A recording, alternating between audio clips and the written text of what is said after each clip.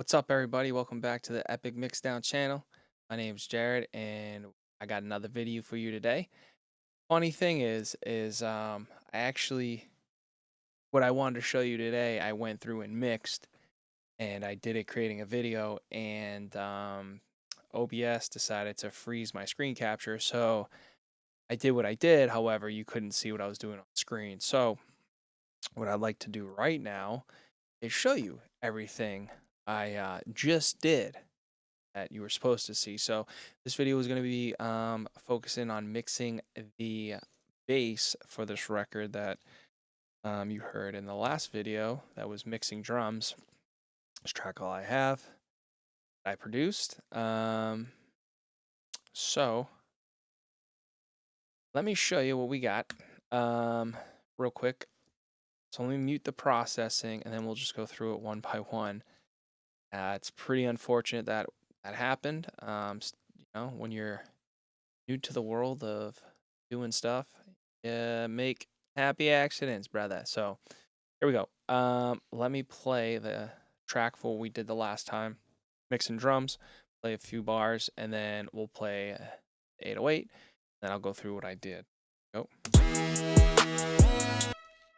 We have some tracks not muted. Stuff right here. Here we go. To the drums.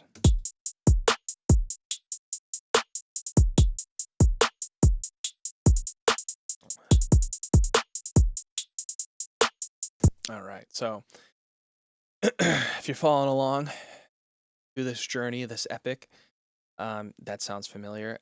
May adjust the snare down the road, but for right now, it's mixed how it's mixed. I like it. If you want to do a quick review just on the drum processing, hit it with some compression, saturation, like some analog emulation, and then a little bit of squeeze on the limiter. So, again, check out the last video, go through that. But for right now, I want to talk about mixing the bass. 808s. Many different things you can do with mixing an 808.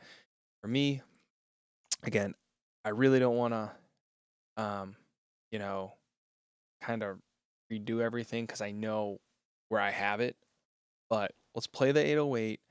I'll explain what I did, why I did it, and go from there. So, 808 with the drums. I'll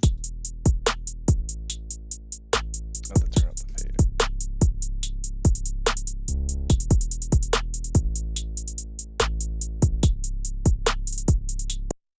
Now, when you when you solo it,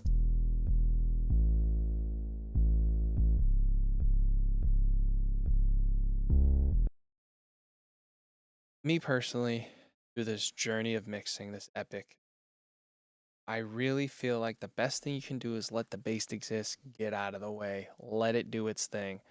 Um, and then just throw some processing on it to taste to where you make it sound better. What are things you can do to make a bass sound better? Well, how about just hit it with some saturation? You know, there's many choices you can use to do that. I kind of like to throw a few different plugins on it when it comes to saturation and just kind of little increments. So first one up, getting back into the decapitator. Very popular. Everyone basically uses this. If you don't have it, and you're using Ableton, my former chain was this right here, where I hit it with some heavy saturation and dipped some mid. That gave you a nice round, fat low end. Actually, I'll tell you. I'll show you what that's.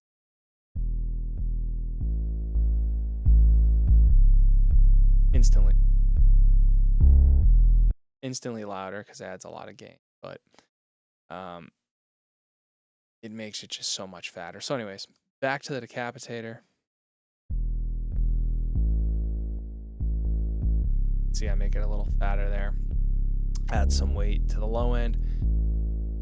And pretty moderate. You know, I like to push things to where I start getting distortion or some overemphasis on the effect, and then I scale it back to usually a bit. But I don't mess around too much with the style. I feel like I always find myself going to E.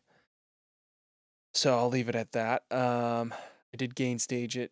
So the output knob, I did whatever volume I did introduce signal, I did scale it back. Now the next plugin will be Saturn. Saturn 2, really just giving the grit, enhancing the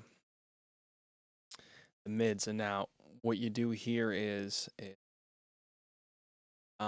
find the threshold to where you start to get the mids bleeding in. So I like to come here, solo this.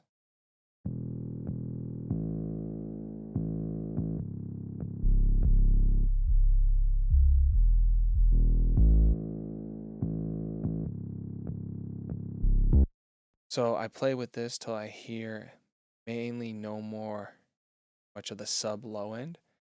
And generally speaking, it's probably going to be somewhere between 120, 150 hertz area. Check up in here. Very minute going on right here. I probably didn't even need to make another threshold here, but I did. It is what it is. Say what you will. Anyways, so before in my demo version, I like to over exaggerate things, kind of just throw effects against the wall, see what sticks. But I had it boosted at 8 dB. Right now I'm at 5, so 5 and some change. Just adds that grit. I mean, let's listen to this. Significant.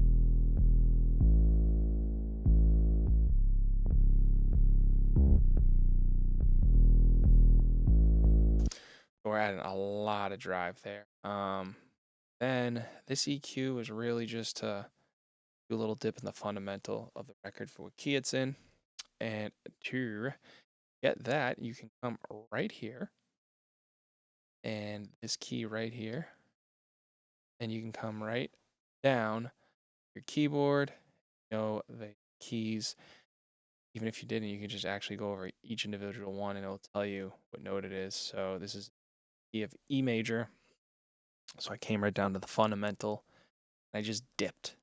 That's it. I didn't even do the fundamental of kick, the fundamental of the record, and I did the 808 to create space for the kick. So with that said, minus 1 dB cut. I am doing a 60 hertz boost on my kick, but I did dip the fundamental. We'll turn it on. And then last but not least is typically don't like to use compression too much on bass when it comes to 808s. Now granted, maybe you're like, dude, you're an absolute Looney Tune. Like, that's what you want to do.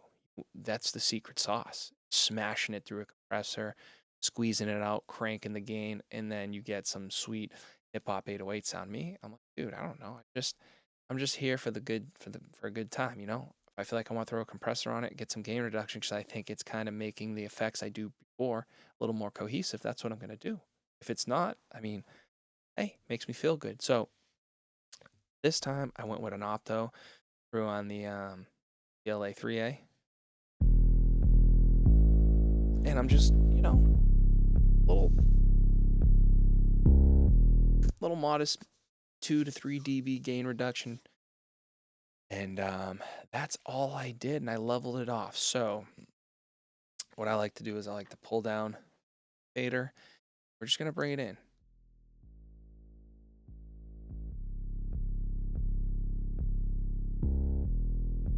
And you know what you should do? Bring it in the drums. Here we go.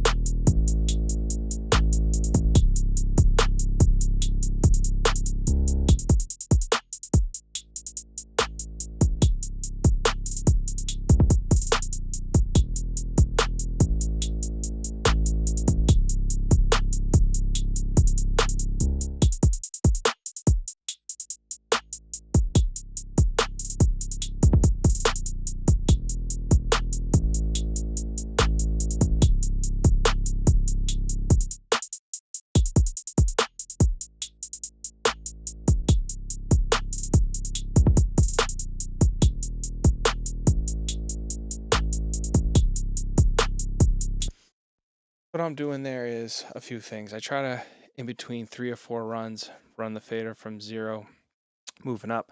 I like to just close my eyes and get a feel for where, you know, I think the bass should fit.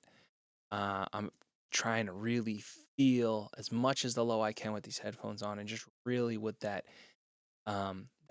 mid frequency I introduce with a lot of the saturation boosting is going to cut through the mix nice. So really, how much presence that's coming in. If I start to feel too much weight in the mix coming through the headphones, I know I mix it too loud. So I kind of just, you know, generally kind of on average see where I kind of land on. Where I feel like I'm trying to push it a little too heavy, and then kind of sweet spot. So I know when I first dialed this in, I got to minus 5 dB on the fader. Here kind of landed in a similar spot, just under 4. For my peace of mind, I'm going to leave it at minus 5.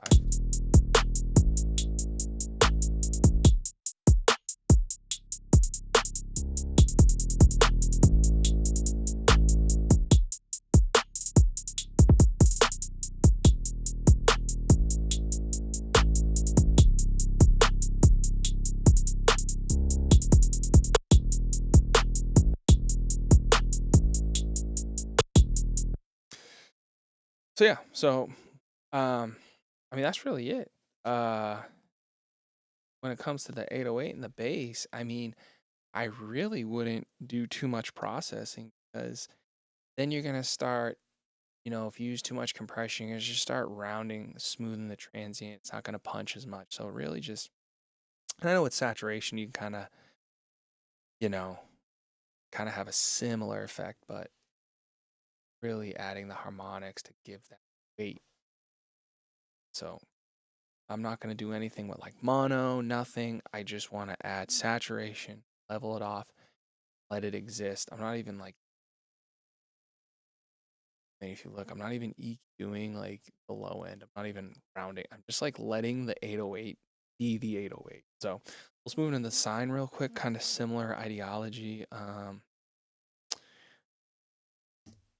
Not going to waste your time with the fader, kind of what I just did there, but I will just go through quickly the sound. This one thing I always like to do is I always like to blend my my bass with my drums. So if I'm in a section that has bass, get a good level, I'll always just bring in like a kick and a snare to like know that like I still have that good relationship with the foundation. It's me. How are you? Out. So go through this real quick.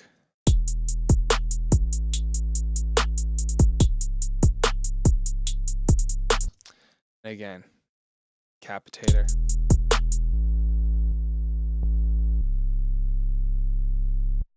Now here I use R bass boosting, on the fundamental.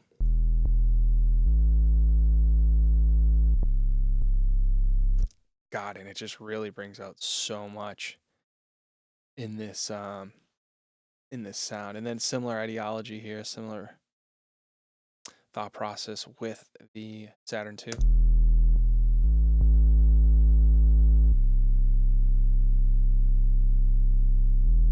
That's really just driving the mids again.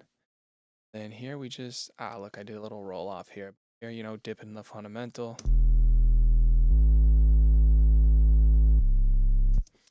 And then just leveled it off.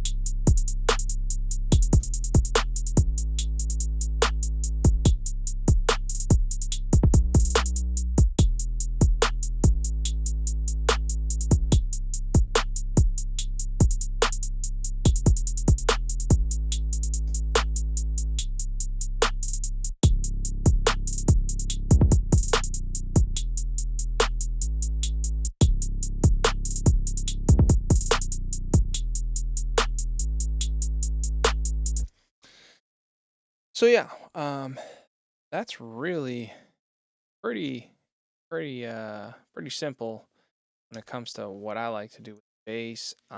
Every track's different, genre of tracks different, every sound sample is different, so you might do more or less depending on what you're working with, or maybe you're working for a client and they have a specific mindset for what the vision for their bass. You have to achieve that if the sample does come in that way. So no group processing on these basses because they don't play at the same time. If I did have a section at a lot of low end sounds happening, I'd probably do some sort of processing, glue them together. Not here, not needed. At least I don't think so. Maybe you do. You're a guru. Shout out to you and your ability to mix records. That's pretty freaking sweet, man. Hopefully one day I can be like you. But now I'll leave that as is. And since we're here, let's do one more thing. Let's get a feel for where we're at. Um, Limiting, and let's pull up an L2, and let's pull up no, we'll just use the L2 for now. So what I want to do, and I haven't done this yet, but I saw Mix Engineer do this in one of their mixes, and I actually wanted to try mixing a record this way, was mix your drums, mix your bass, then put your um, drums in that bass, gain stage it to where you're gonna,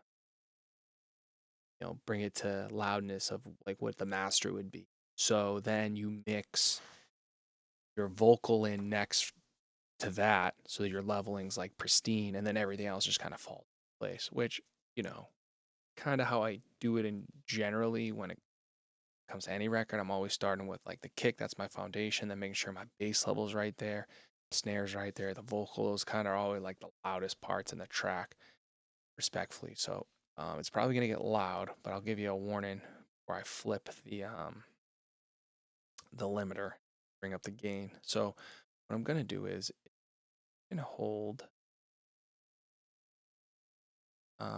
option and um, see what the limiter is gonna do without actually changing the loudness. You can get a 1-to-1. We want that. Sorry. First, boom, attack all the way, release down. We don't want too much of a look ahead. Sure. Want 0 channel linking.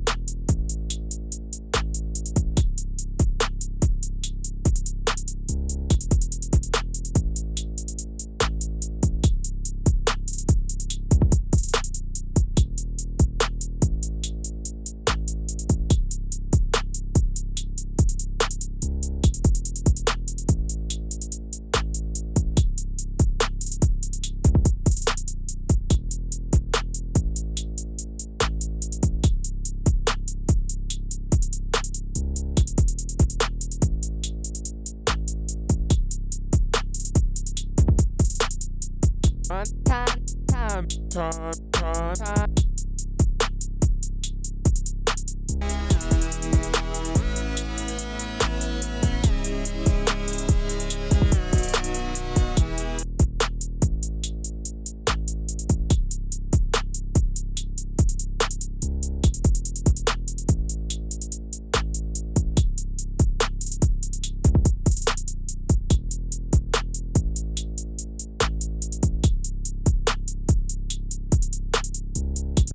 All right, I'm gonna flip this.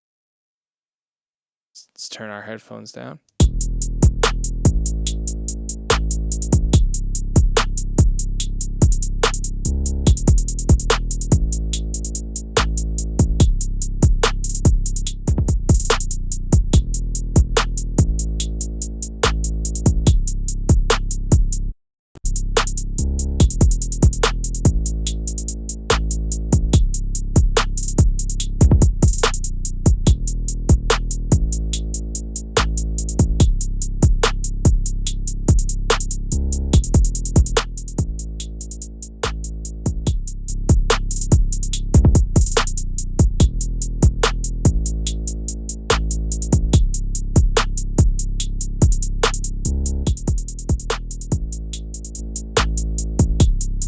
I mean, I think it sounds good to me. I'm not hearing too much distortion. I know we're getting minus 3 dB gain reduction.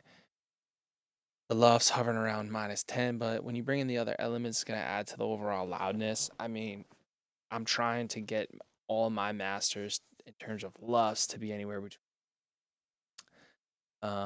negative or minus 8 or 10. It's kind of like the sweet spot. Just depends on what's going on with the dynamics. I really try not to crush dynamics. So for now, um, I'm fine with where this is at. I guess you could even,